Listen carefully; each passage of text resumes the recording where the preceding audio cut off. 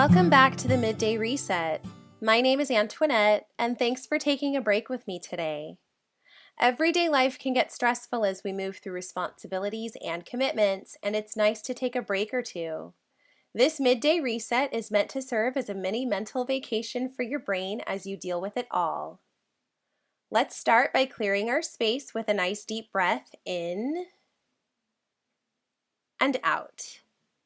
Again, in and out. Once more, in and out.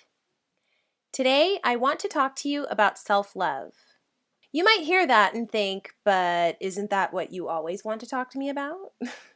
In some form or another, this show indeed has a self-love, you can do it theme, whether dealing with relationships, stepping out of your comfort zone, or just trying to find the hidden gems buried within the debris left by the storm. But I think self-love is similar to terms like being intentional or intentionality, mindfulness, or presence. We all have a vague idea of what those things are, but the specifics are pretty gray for most of us. What exactly does it mean when you tell someone to love themselves, and what does it mean when you claim to love yourself? I know that it's often easier to get a grasp on things when we have tangible examples of them, so I want to point out 3 areas where I often struggle in showing myself love, and I've become dedicated to working on them. Perhaps some of these areas are similar to areas of your own life that you might be doing okay in right now, but at one point you were much worse off. Area number 1 where I fall short in self-love is in giving to myself. I will work sun up to sundown each day to contribute to my family, but when it comes to myself, I try hard not to splurge.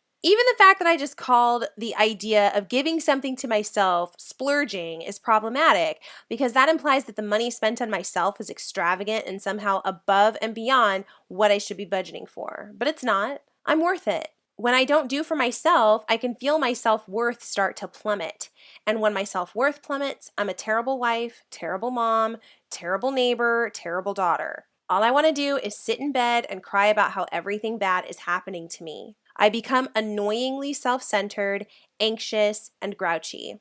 And it's all because I'm walking around feeling less good about myself because my appearance is suffering. I've been overextending myself in instances where nobody asked me to, and I haven't paid myself any attention as a result. So yeah, an internal storm flares up because Antoinette has been ignoring Antoinette.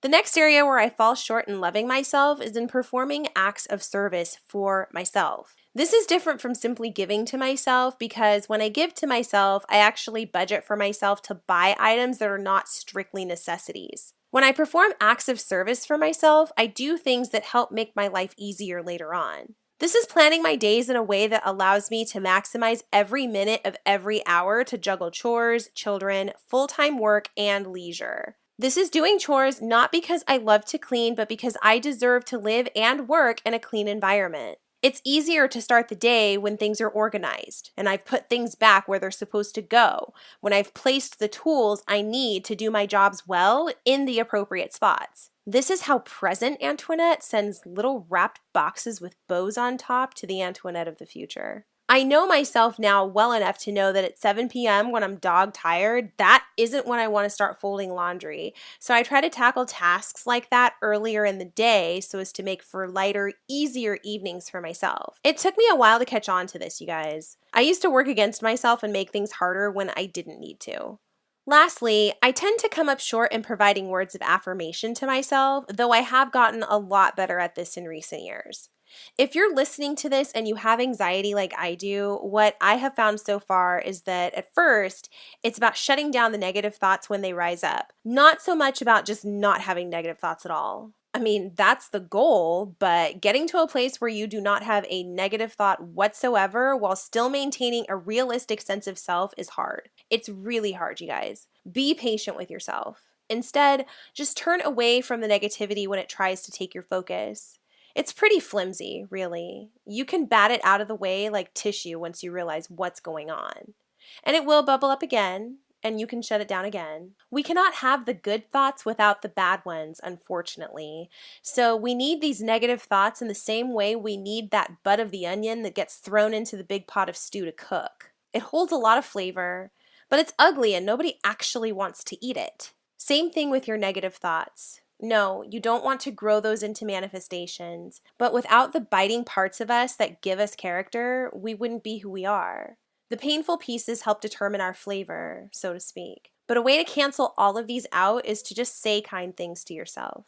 It's okay if you didn't do as well as you expected. Give it even more the next time something similar comes up. Each time you are learning even more just what you are made of. Tell yourself that the next time you get caught up in not being enough. I promise that you are. Thanks for taking a break with me. As I've been mentioning, this is season 2 of the Midday Reset, and we are growing as a community. Check us out on Instagram at the Midday Reset, where we feature episode content. I'm available to answer questions, and I also host small events here and there to help you stay more organized, more present, happier, healthier, and savvier. I find these things to be beneficial when managing anxiety, depression, or other mental health issues. You can also find us on the web at www.middayreset.com. We have episodes there, and you can sign up for our newsletter. Thanks so much for all of your support, and keep shining.